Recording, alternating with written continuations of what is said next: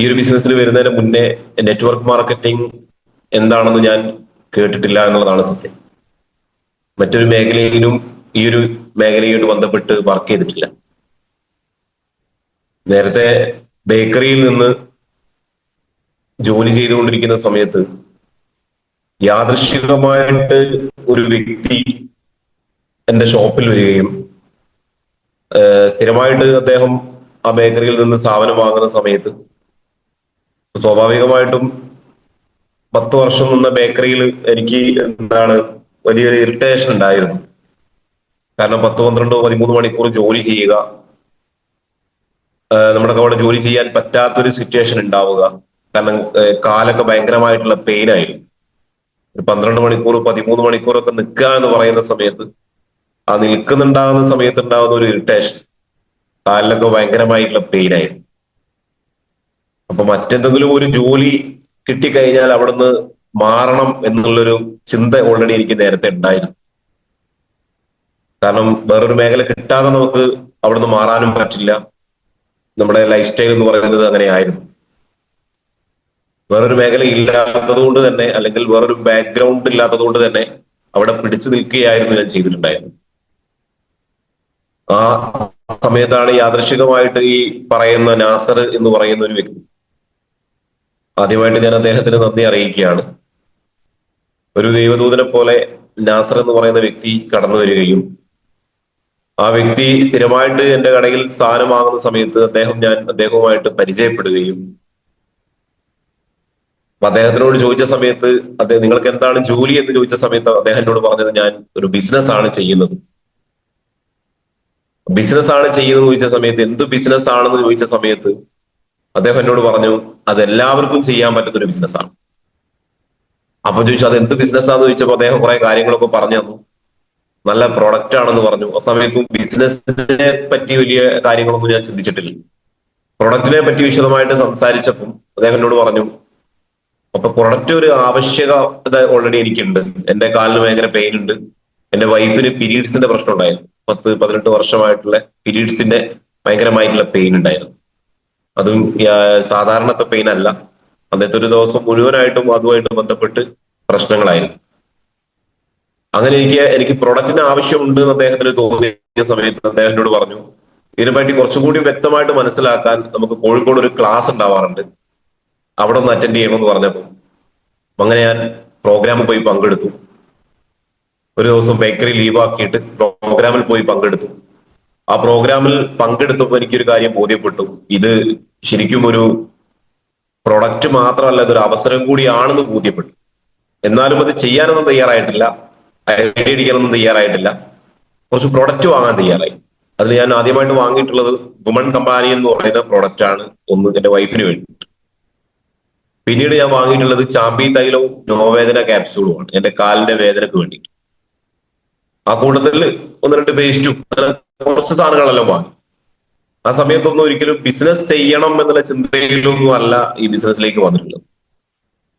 പക്ഷെ പ്രൊഡക്റ്റ് ഉപയോഗിച്ചു, വൈഫ് ഉപയോഗിച്ച സമയത്ത് ഭയങ്കരമായിട്ടുള്ള ഒരു മാറ്റം ശരിക്കും ഒരു മാസം കൊണ്ട് തന്നെ ഉണ്ടാക്കാൻ സാധിച്ചു. എന്റെ കാലിനും നല്ല വേദനക്ക് നല്ല മാറ്റം വന്നു. അതൊന്ന് കണ്ടിന്യൂ ചെയ്തു. 1 മാസം കൂടി നമ്മൾ റിപ്പീറ്റ് ചെയ്ത് ഉപയോഗിച്ചപ്പോൾ ഒരു അമേസിങ് റിസൾട്ട് ആണ് ഇതുമായിട്ട് ബന്ധപ്പെട്ട് കിട്ടിയിട്ടുള്ളത്. ഭയങ്കരമായിട്ടുള്ള ഒരു മാറ്റം.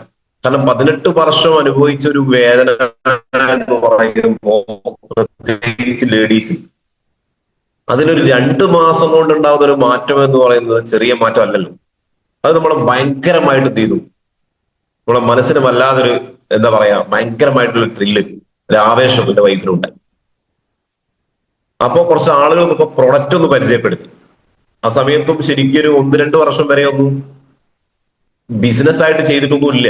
ബേക്കറിയിലാണ്. ബേക്കറിയിൽ നിന്നുകൊണ്ട് അവിടെ വരുന്ന കുറച്ച് കസ്റ്റമേഴ്സിനൊക്കെ എന്ത് ചെയ്തു, കുറച്ച് പ്രൊഡക്റ്റുകളൊക്കെ കൊടുത്തു. കാരണം ഈ ഗ്യാസ് ട്രബിൾ, അസിഡിറ്റിന്റെ പ്രശ്നമൊക്കെ അനുഭവിക്കുന്ന ആളുകൾ സ്ഥിരമായിട്ട് നമ്മളെ ബേക്കറിയിൽ സ്ഥിരമായിട്ടുള്ള കസ്റ്റമർക്ക് ഉണ്ടാകുന്ന ചില പ്രശ്നങ്ങളൊക്കെ നമുക്ക് അറിയാലോ.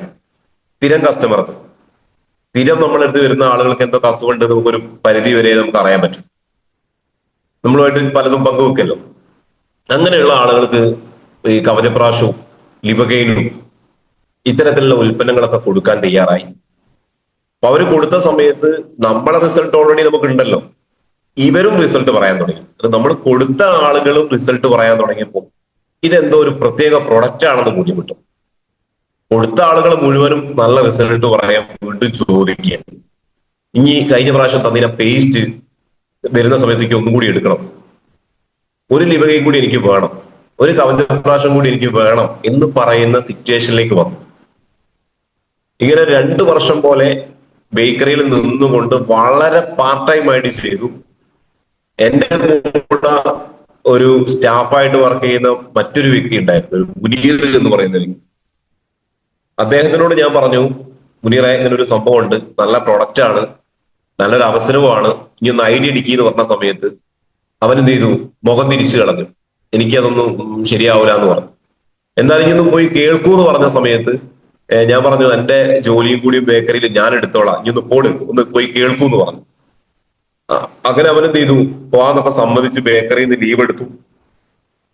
അങ്ങനെ ഒരു വൈകുന്നേരം ഒരു 5 മണിയൊക്കെ ആയ സമയത്ത് ഞാൻ വിളിച്ച സമയത്ത് വൈഫ് ഫോൺ എടുത്ത് വൈഫ് പറയാണ്, ഇക്കാ കുറഞ്ഞാണ്. ഞാൻ പറഞ്ഞത് GTS കേൾക്കാനാണ്, കോഴിക്കോടാ. അവനെ കാരണം പറഞ്ഞ് പോയി വീട്ടിൽ പോയി കിടന്നുറങ്ങി. പിറ്റേന്ന് ആഴ്ച ഞാൻ പറഞ്ഞു ഇങ്ങനെ പോടുന്ന് പറഞ്ഞു, പോയി. അന്ന് വേറെന്തൊരു പരിപാടിക്ക് പോയി. അങ്ങനെ 4 ആഴ്ച ഓൾറെഡി ബേക്കറിയിൽ നിന്ന് ലീവ് എടുത്തു ഈ പ്രോഗ്രാമിനെന്നും പറഞ്ഞു പോയിട്ട് ആ പ്രോഗ്രാമിലേക്ക് അവൻ എത്തിയിട്ടേ ഇല്ല. 5ാമത്തെ തവണയാണ് ഞാൻ വിളിച്ച സമയത്ത് GTS ഭയങ്കര ശബ്ദവും അവിടുത്തെ ആളുകൾ സംസാരിക്കുന്നതൊക്കെ കേട്ടപ്പോൾ എനിക്ക് ബോധ്യപ്പെട്ടു ഇന്ന് നമ്മുടെ പ്രോഗ്രാമിൽ തന്നെയാണ്.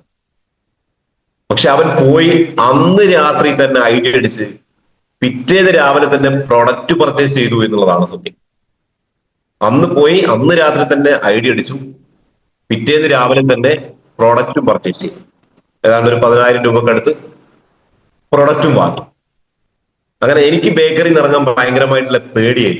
കാരണം എന്റെ ജോലി നഷ്ടപ്പെട്ടു പോകുമോ, ഉള്ള ജോലിയും കൂടി നഷ്ടപ്പെടുമോ എന്ന് പല ആളുകളെയും ചിന്ത ഞാൻ പറയുന്നത്. ഇന്ന് നമ്മുടെ കൂടെ കടന്നു വരുന്ന പല ആളുകളുടെയും ചിന്തയാണ്, നമ്മുടെ ജോലി നഷ്ടപ്പെട്ടു പോകുമോ, നമ്മുടെ അവസരം നഷ്ടപ്പെട്ടു പോകുമോ എന്നുള്ളൊരു പേടി കൊണ്ട് ഞാൻ ബേക്കറിയിൽ നിന്ന് ഒരു പ്രോഗ്രാമിനും പോകുന്നില്ല. എന്നെ ലീഡേഴ്സ് നെയ്യും വിളിച്ചുകൊണ്ടിരിക്കും, ഞാനൊരു പ്രോഗ്രാമിനും പോകുന്നില്ല. കാരണം എനിക്ക് പേടി ആ ജോലി നഷ്ടപ്പെട്ടു പോകുന്നുള്ളത്. പക്ഷെ എന്റെ കൂടെ വർക്ക് ചെയ്ത മുനീർ എന്ന് പറയുന്ന വ്യക്തി എല്ലാ പ്രോഗ്രാമിനും പോകും. ഒരിത് ബോധ്യപ്പെട്ടതിന് ശേഷം പിന്നെ നിൽപ്പില്ല.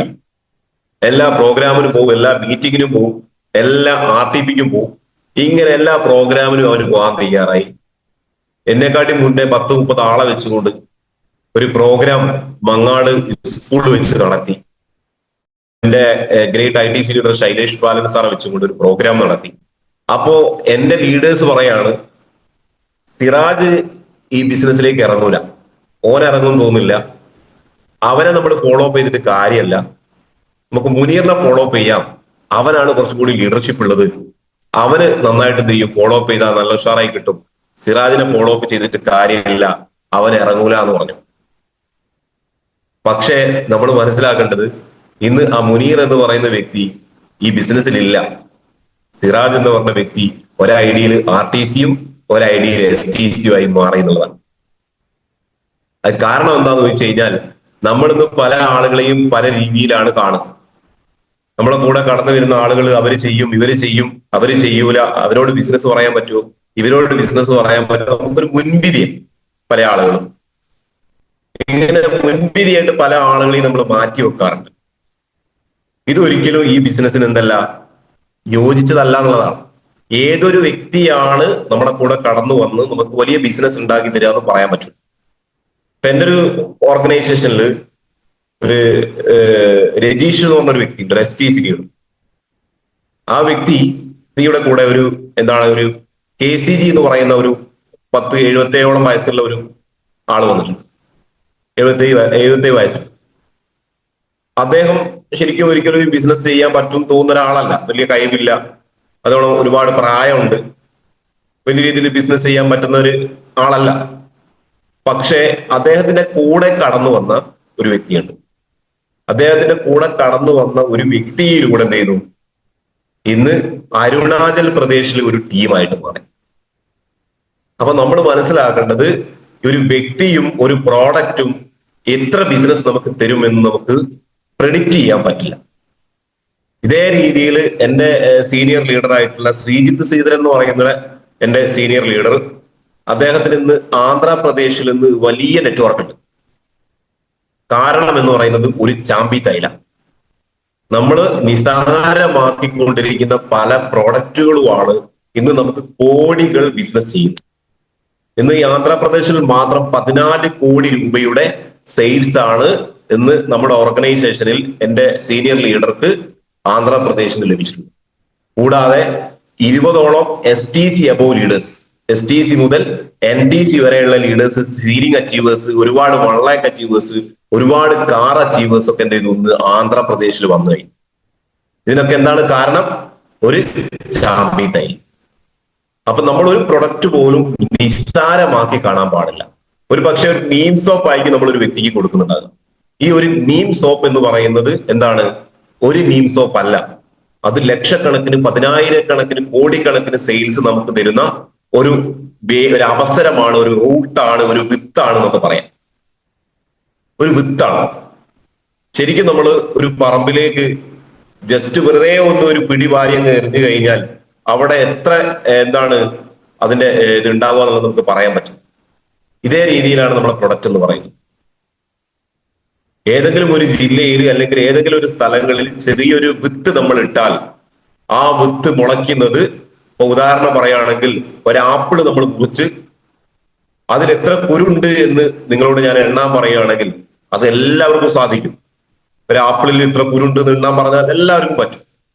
പക്ഷെ വീണ്ടും ഒരു ചോദ്യം ചോദിക്കുകയാണ്, ഒരു കുരുവിൽ എത്ര ആപ്പിൾ ഉണ്ടാവുന്നത്? അതൊരിക്കലും പറയാൻ പറ്റില്ല. ഒരു കുരുവില് എത്ര ആപ്പിൾ ഉണ്ടാവുമെന്ന് ചോദിച്ചു കഴിഞ്ഞാൽ അതിന് നമുക്ക് ആൻസർ ഇല്ല. എത്ര ആപ്പിൾ വേണമെങ്കിലും ഉണ്ടാവാം.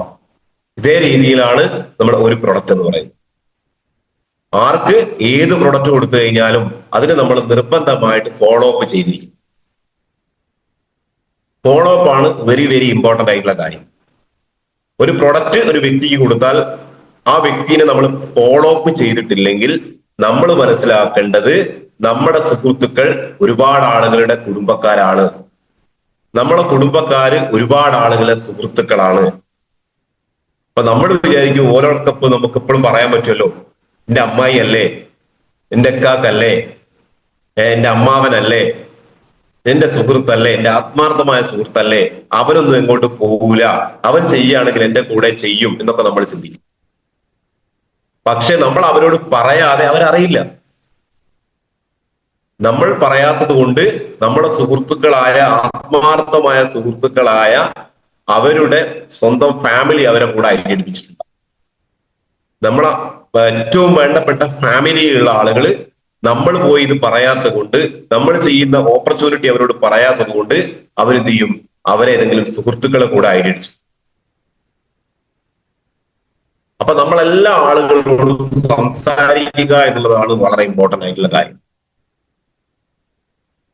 എല്ലാവരോടും വാ തോരാതെ പറയാം. See more people, see more people, see more people എന്നാണ് ശരിക്കും ഇതിന്റെ എന്താ പറയാ ഡയറക്ട് സെല്ലിംഗ് ഇൻഡസ്ട്രിയുടെ ഒരു വാചകം എന്ന് പറയുന്നത്. ആളുകളെ കാണുക, ആളുകളെ കാണുക, ആളുകളെ കാണുക. ഇനി എന്താണ് ചെയ്യേണ്ടതെന്ന് വെച്ചാൽ വീണ്ടും ആളുകളെ കാണുക, ആളുകളെ കാണുക, ആളുകളെ കാണുക. അതാണ് see more people, see more people, see more people എന്ന് പറയുന്നത്. ഇത് മാത്രമേ ഈ ഒരു ബിസിനസ്സിൽ ചെയ്യാനുള്ളൂ. അത് കസ്റ്റമർ ആണെങ്കിലും ഡിസ്ട്രിബ്യൂട്ടർ ആണെങ്കിലും മാക്സിമം ആളുകളോട് നമ്മൾ ഈ അവസരം പറയുക, പ്രോഡക്റ്റ് പറയും. ഈ രീതിയിലാണ് ഇന്ന് ഈ ബിസിനസ്സിൽ വലിയ അച്ചീവ്മെന്റുകളും വലിയ വളർച്ചയും ഒക്കെ ഉണ്ടാക്കാൻ സാധിക്കും. അപ്പൊ ഞാൻ പറഞ്ഞു വരുന്നത്, ഇങ്ങനെ ഈ ഒരു ബിസിനസ്സിലേക്ക് കടന്നു വരുന്ന സമയത്ത് ഈ ഒരു ബിസിനസ് ചെയ്യണം എന്നുള്ളൊരു തീരുമാനത്തിൽ വന്നതല്ല.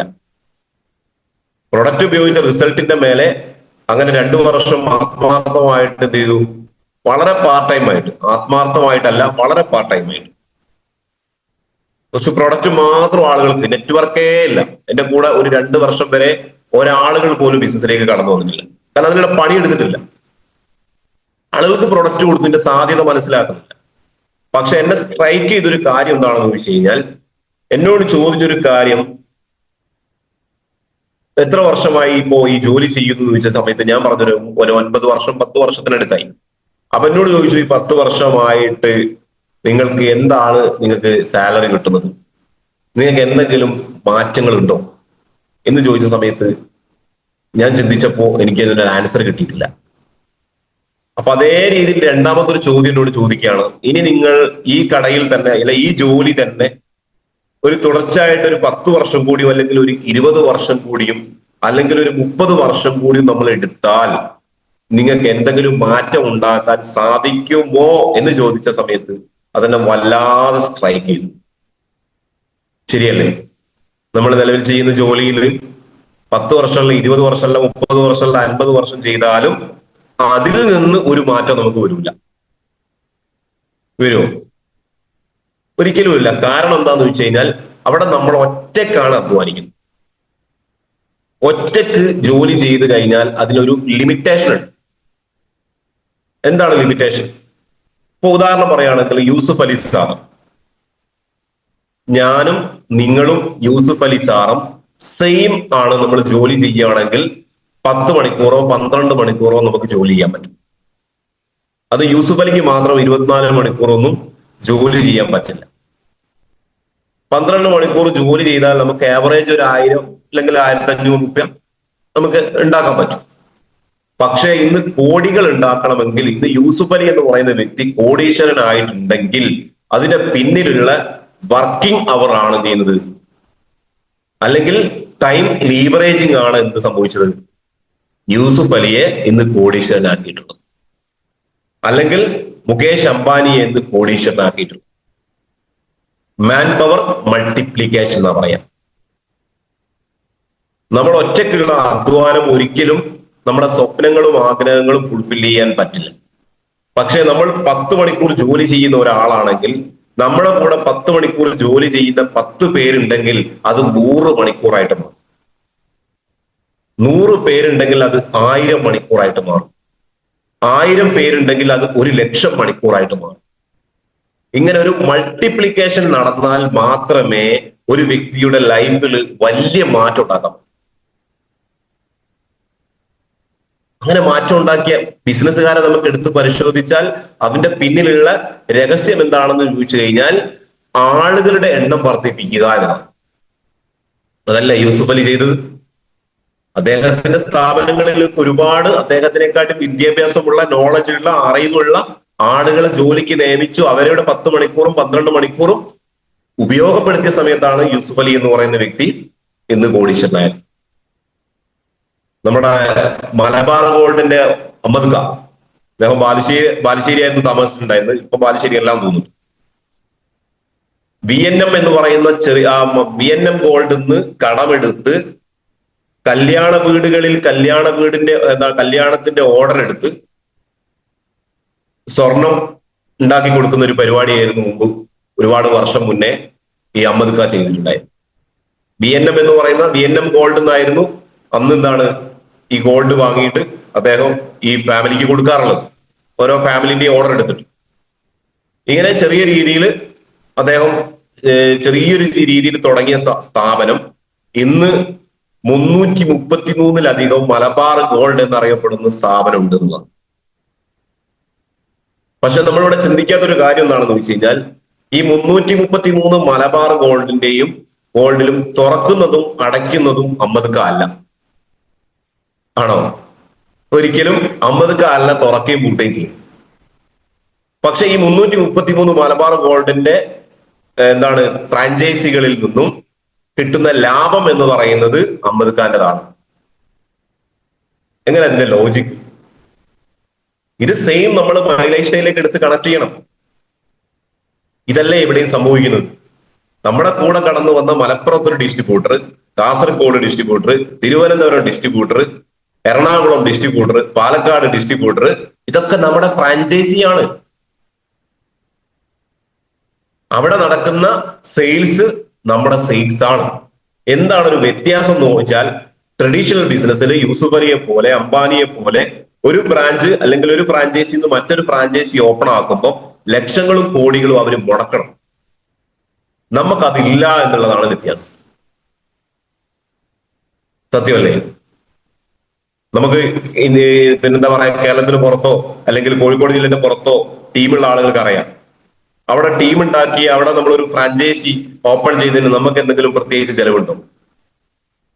നമ്മളവിടെ ലക്ഷങ്ങളും കോടികളും മുടക്കിയിട്ടുണ്ടോ? പക്ഷേ അവിടെ നടക്കുന്ന സെയിൽസ് എന്ന് പറയുന്നത് നമ്മുടെയും കൂടി സെയിൽസ് അല്ലേ? അവിടെ ഒരു പേസ്റ്റിന്റെ കച്ചവടം നടന്ന 6 രൂപയും 40 പൈസയും നമുക്ക് കിട്ടൂലേ? ഇതാണ് ശരിക്കും സെയിം കച്ചവടമാണ്.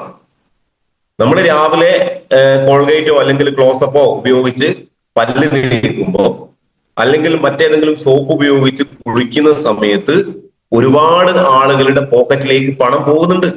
അത് നമ്മൾ ചിന്തിക്കാത്തത് കൊണ്ടാണെന്ന് മാത്രം. പക്ഷെ ആ സെയിം പരിപാടിയാണ് ഇവിടെ നടക്കുന്നത്. നമ്മളെ on and on herbal paste ഉപയോഗിച്ച് മലപ്പുറത്തുനിന്ന് ഒരാൾ നമ്മുടെ കെയർ ഓഫിൽ പല്ല് തേക്കുകയാണെങ്കിൽ, നമ്മളെ കെയർ ഓഫിൽ കുളിക്കുകയാണെങ്കിൽ നമ്മളെ പോക്കറ്റിലേക്കല്ലേ ഈ പണം വരുന്നത്? സെയിം എന്താണ് ഓപ്പർച്യൂണിറ്റിയാണ്. പക്ഷെ ഇത് ആളുകൾക്ക് എന്താണ്? ആളെ പിടിക്കുന്ന പണി ഓടിച്ചു പിടിക്കുക, വട്ടം പിടിക്കുക, വല വീശുക, ഇങ്ങനെ പല വാക്കുകളും ആളുകളൊന്നും ഉപയോഗിക്കും. ആളുകളത് ഉപയോഗിക്കുമ്പോൾ നമ്മൾ അതിന് കൂടെ നിന്ന് കൊടുക്കാൻ പറ്റും. കാരണം നമുക്കിത് അറിയാവുന്ന ആളുകളല്ലേ. ഈ അറിയാത്ത ആളുകളോട് നമുക്കിത് കൺവിൻസ് ചെയ്ത് അവരെ ബോധ്യപ്പെടുത്തി കൊടുക്കുന്നതല്ലേ നമ്മളെ ഡ്യൂട്ടി. അതിനല്ലേ കമ്പനി 2,10,000 നമുക്ക് തരുന്നത്. അപ്പൊ അവരെന്തും പറയും. പുറത്തുള്ള ആളുകൾ, ഇതിനെപ്പറ്റി അറിയാത്ത ആളുകൾ പലതും പറഞ്ഞുകൊണ്ടിരിക്കും. ഇത് മനസ്സിലാക്കിയ നമ്മൾ എന്ത് ചെയ്യണം? അവരെ കൺവിൻസ് ചെയ്ത് അവരെ ബോധ്യപ്പെടുത്തി കൊടുത്ത് അത് അങ്ങനെയല്ല ഇങ്ങനെയാണ് എന്ന് പറയണം. ആളെ പിടിക്കുക എന്ന് പറയുമ്പോൾ ഇന്ന് ആളുകളില്ലാതെ ചെയ്യാൻ പറ്റുന്ന എന്തെങ്കിലും ഒരു മേഖല നമുക്ക് പരിചയമുണ്ടോ? ശരിക്കും പറയുകയാണെങ്കിൽ ഒരു ഓട്ടോ എന്ന് പറയുന്ന ഓട്ടോറിക്ഷ ഒരു സ്റ്റാൻഡിൽ ഇടുന്നത്, നിർത്തി വെക്കുന്നത് പോലും ആളെ പിടിക്കാനാണ് അല്ലേ? ആളുകളെ മീറ്റ് ചെയ്തിട്ടല്ലേ ഈ ഓട്ടോ നിൽക്കുന്നത്. ഒരു സൂപ്പർ മാർക്കറ്റ് തുടങ്ങി വെച്ചത് ആളെ പിടിക്കാനല്ലേ? ആളുകളില്ലേ പിന്നെ എന്ത് സൂപ്പർ മാർക്കറ്റ്?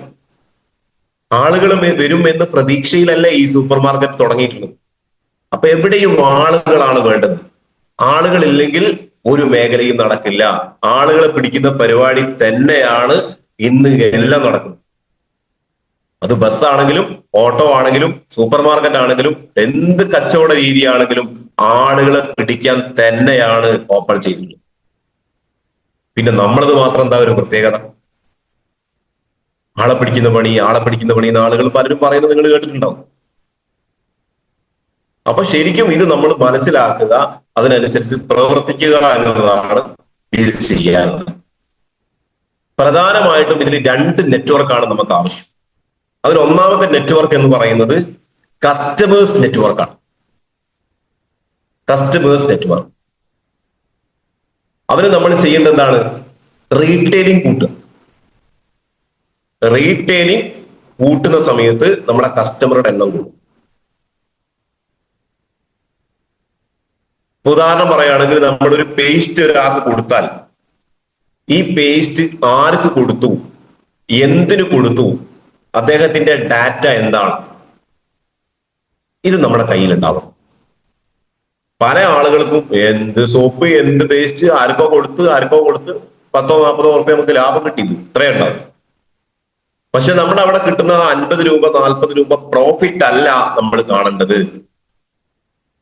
ഒരു ബിസിനസ്സുകാർ ചെയ്യുന്നത് പോലെ ഒരു ഡാറ്റ മേക്കിംഗ് നമ്മൾ തയ്യാറാണ്. ഒരു 10-200 പേജിന്റെ നോട്ട് ബുക്കോ അല്ലെങ്കിൽ ഒരു ഡയറിയോ നമ്മൾ അതിനു വേണ്ടി മാറ്റി വെക്കണം. എന്തിന്? റീറ്റെയിലിംഗ് ചെയ്യുന്ന ആളുകളെ മെയിൻറ്റെയിൻ ചെയ്യാം. അതൊരു സോപ്പ് കൊടുത്ത ആളാണെങ്കിൽ പോലും വളരെ വ്യക്തമായിട്ട് ഒരു സോപ്പ് കൊടുത്ത ആളെ പേരും അദ്ദേഹത്തിന്റെ കോണ്ടാക്ട് നമ്പറും അദ്ദേഹത്തിന്റെ സ്ഥലവും നമ്മൾ എഴുതി. അത് നമ്മൾ സ്ഥിരമായിട്ട് എന്ത് ചെയ്യണം. ഇത് ഈ ഒരു ഡാറ്റ നമ്മൾ മെയിൻറ്റെയിൻ ചെയ്താൽ എന്താണ് സംഭവിക്കുക? അവരെ നമുക്ക് ഡിസ്ട്രിബ്യൂട്ടർ ആക്കി മാറ്റാൻ സാധിക്കും.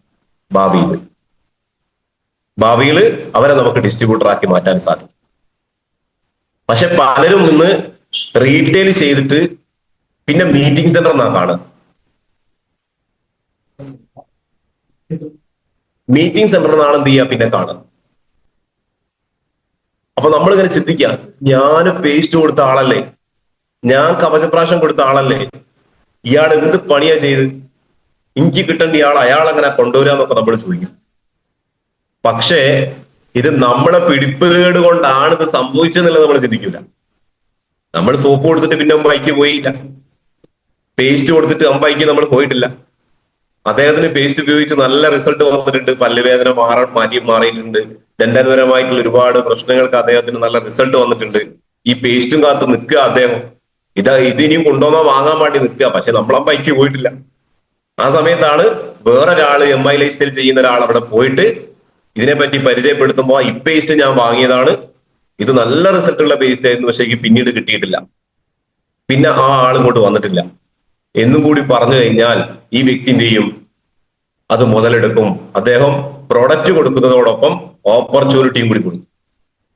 ഇത് നിങ്ങൾക്ക് അദ്ദേഹത്തിന് റിസൾട്ട് ഉണ്ട്, അപ്പൊ ഇത് നിങ്ങൾക്ക് ഇത്തരത്തിലുള്ള അവിടെ എന്തെങ്കിലും കണക്ട് ചെയ്ത് സംസാരിക്കും.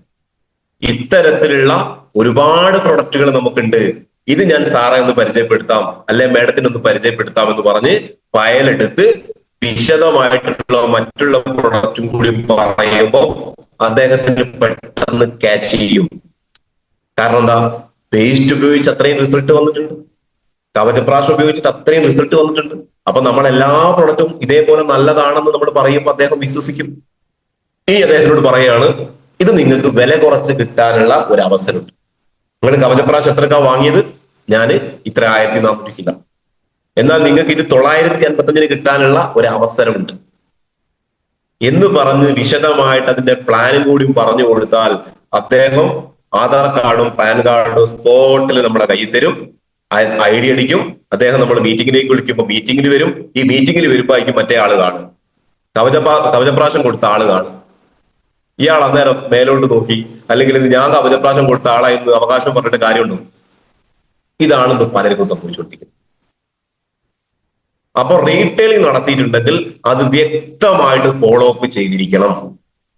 വളരെ വളരെ ഇമ്പോർട്ടന്റ് ആയിട്ടുള്ള കാര്യം ഫോളോ അപ്പ്. ഇത് നമ്മൾ നിർബന്ധമായിട്ട് ചെയ്തിരിക്കുക. രണ്ടാമത്തെ നെറ്റ്വർക്ക് എന്ന് പറയുന്നത് ഡിസ്ട്രിബ്യൂട്ടേഴ്സ് നെറ്റ്വർക്കാണ്.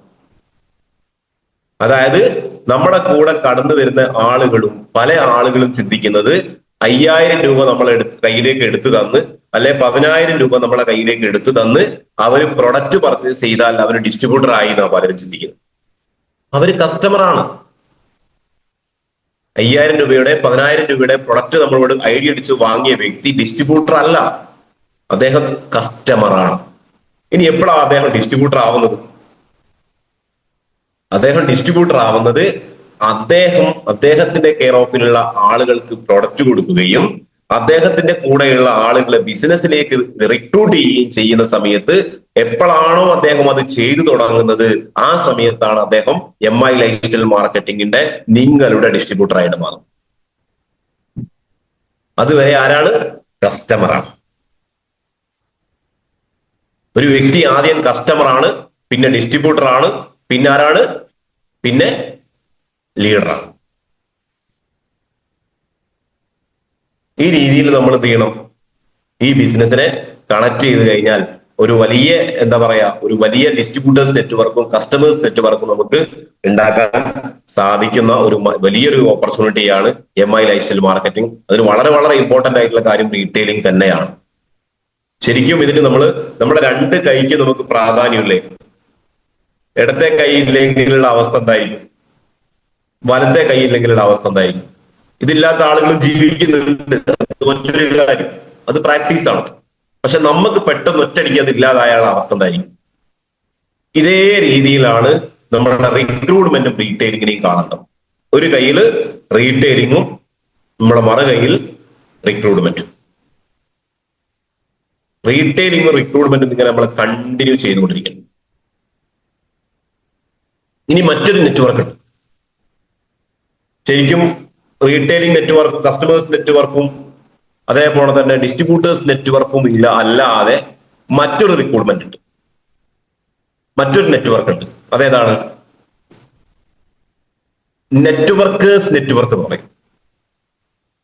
നെറ്റ്വർക്കേഴ്സ് നെറ്റ്വർക്ക് അതായത് ഡയറക്റ്റ് സെല്ലിംഗിൽ എക്സ്പീരിയൻസ് ഉള്ള, നേരത്തെ പല കമ്പനിയിൽ ചെയ്ത് പരിചയമുള്ള, ആ കമ്പനി പൂട്ടിപ്പോയ ശേഷം അല്ലെങ്കിൽ ആ കമ്പനിയിൽ വലിയ ലീഡർഷിപ്പിലേക്ക് എത്തി പല കാരണങ്ങൾ കൊണ്ടും അതിൽ നിന്ന് മാറി നിന്ന ഇങ്ങനെ പല കാറ്റഗറി ആളുകളും നമ്മുടെ ഇടയിലൂടെ ഉണ്ട്. അല്ലെങ്കിൽ മറ്റേതെങ്കിലും കമ്പനി ചെയ്ത് മറ്റേതെങ്കിലും ഡയറക്ട് സെല്ലിംഗ് എന്ന് പറയുന്ന രീതിയിൽ ചെയ്ത് നിർത്തിയ ആളുണ്ട്. 3 വർഷമോ 5 വർഷമോ ഒക്കെ ചെയ്ത് അതിലൊരു ലീഡർഷിപ്പ് ക്വാളിറ്റി കാണിച്ച വ്യക്തി, ഒരു പക്ഷെ അതിൽ പ്രോഫിറ്റ് ഇല്ലാത്തത് കൊണ്ടോ അല്ലെ അതിന്റെ പ്ലാൻ ആ രീതിയിലായതുകൊണ്ടോ അല്ലെങ്കിൽ മറ്റെന്തെങ്കിലും പ്രശ്നങ്ങൾ കൊണ്ടോ സ്റ്റോപ്പ് ചെയ്ത ആൾ, ഇവരെ കണ്ടെത്തിയിട്ട് നമ്മൾ ബിസിനസ്സിലേക്ക് കൊണ്ടുവരുന്നതിനാണ് എന്താണ് നെറ്റ്വർക്കേഴ്സ് നെറ്റ്വർക്ക് എന്ന് പറയും. ഇത് നമ്മുടെ ബിസിനസ്സിൽ ഒരു ഫാസ്റ്റ് വളർച്ചയിലേക്ക് എന്ത് ചെയ്യും കാരണമായിട്ട് മാറും. നെറ്റ്വർക്കേഴ്സ് നെറ്റ്വർക്ക്. ഈ 3 കാര്യവും ശരിക്കും പറയുകയാണെങ്കിൽ ഇത് വളരെ ഇമ്പോർട്ടന്റ് ആയിട്ടുള്ള കാര്യമാണ്. പിന്നെ നമ്മൾ ഇതിൽ ചെയ്യേണ്ടതാണ് ലീഡേഴ്സ് നെറ്റ്വർക്കാണ്. ഈ ലീഡേഴ്സ് നെറ്റ്വർക്ക് എന്ന് പറയുമ്പോൾ ലീഡറായിട്ടല്ലല്ലോ നമ്മുടെ ടീമിലേക്ക് ആരും വരുന്നത്. ആദ്യം കസ്റ്റമർ ആയിട്ട്, പിന്നെ ഡിസ്ട്രിബ്യൂട്ടർ ആയിട്ട്, പിന്നെ ലീഡർ ആവുമല്ലേ. പക്ഷെ ഈ ലീഡർ ആവണമെങ്കിൽ എന്ത് വേണം? നമ്മുടെ കൂടെ കടന്നു വരുന്ന ആളുകളെ നമ്മൾ സിസ്റ്റവുമായിട്ട് കണക്ട് ചെയ്യണം. Connect your team with system എന്നാണ് പറയുന്നത്. ടീമിനെ നമ്മൾ സിസ്റ്റവുമായിട്ട് കണക്ട് ചെയ്യണം. അതായത് നമ്മൾ എവിടെ പോകുന്നുണ്ടോ നമ്മളെ കൂടെ നമ്മുടെ ഡിസ്ട്രിബ്യൂട്ടേഴ്സ് ഉണ്ടാവും. അത് GTSന് പോവുകയാണെങ്കിലും FSSന് പോവുകയാണെങ്കിലും പ്രോഡക്റ്റ് ട്രെയിനിങ്ങിന് പോവുകയാണെങ്കിലും എന്തിനു പോവുകയാണെങ്കിലും നമ്മുടെ കൂടെ നമ്മുടെ മക്കളും കൂടി വേണം. അതായത് നമ്മുടെ ഡിസ്ട്രിബ്യൂട്ടേഴ്സ്. സ്ഥിരമായിട്ട് അവരെ നമ്മൾ ചെയ്യണം ഈ ഒരു സിസ്റ്റവുമായിട്ട് കണക്ട് ചെയ്ത് അവര് സ്വാഭാവികമായിട്ടും ഒരു ഇൻഡിപെൻഡന്റ് ആയിട്ട് പോകാം. ശരിക്കും പറയുന്നത് ഡിപ്പെൻഡഡ്, ഇന്റർഡിപ്പെൻഡഡ്, ഇൻഡിപെൻഡന്റ് എന്നാ പറയാം. ഒരാൾ കടന്നു വരുന്ന സമയത്ത് ഡിപ്പെൻഡഡ് ആയിരിക്കും. കാരണം ആ ലീഡേഴ്സിന്റെ വാലും പിടിച്ച് നടക്കുക ചെയ്യും. എന്തൊരു ലീഡേഴ്സ് വേണം. ലീഡേഴ്സ് ഇല്ലാതെ ഒരടി മുന്നോട്ട് പോകും.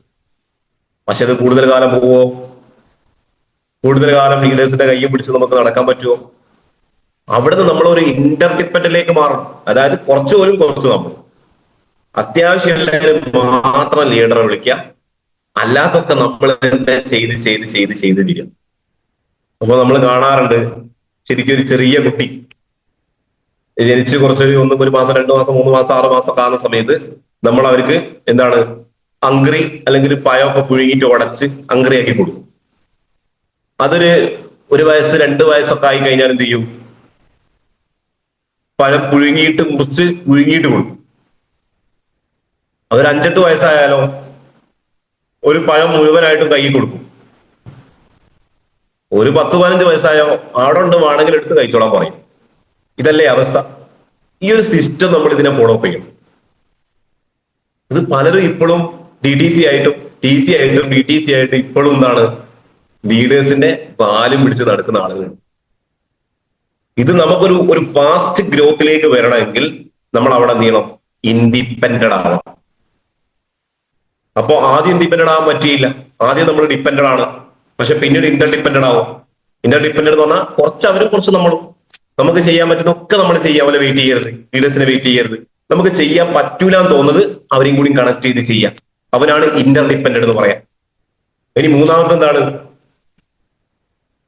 പിന്നെ ഡിപ്പെൻഡന്റ് അല്ല, എന്താ പറയാ, ഇൻഡിപെൻഡന്റ്. ഇൻഡിപെൻഡന്റ് എന്ന് പറഞ്ഞാൽ നമ്മൾ ഒറ്റയ്ക്ക് ചെയ്യാം, നമ്മളും നമ്മുടെ ടീമും. പിന്നെ നടന്നില്ല, അപ്ലൈൻ ഇല്ല, നമ്മുടെ ടീം. അപ്പൊ നമ്മൾ എവിടെ പോവാണെങ്കിൽ നമ്മളെ ബ്രാഞ്ച് 1-ലും ബ്രാഞ്ച് 2-ലുള്ള ടീമുമായിട്ട് നമ്മൾ കണക്ട് ചെയ്യുക, അവരോട് കാര്യങ്ങൾ പറയുക, അവരെയും കൊണ്ടുപോവുക, അവരെ ഡെവലപ്പ് ചെയ്യാനുള്ള കാര്യങ്ങൾ ചെയ്യുക. ഇതാണ് ശരിക്കും നമ്മൾ ഈ ബിസിനസ് ചെയ്യേണ്ടത്, ഒരു ഫാസ്റ്റ് ഗ്രോത്തിലേക്ക് വരാൻ. അപ്പൊ ഈ 3 കാര്യത്തിനും വലിയ പ്രയോറിറ്റി ഉണ്ട്. അപ്പൊ കൂടുതൽ കാര്യങ്ങൾ സംസാരിക്കുന്നില്ല, എന്റെ സമയം കഴിയാനായിട്ടുണ്ട്. അങ്ങനല്ലേ? 6:45 മേഡം? ഹൗദാ മേഡം?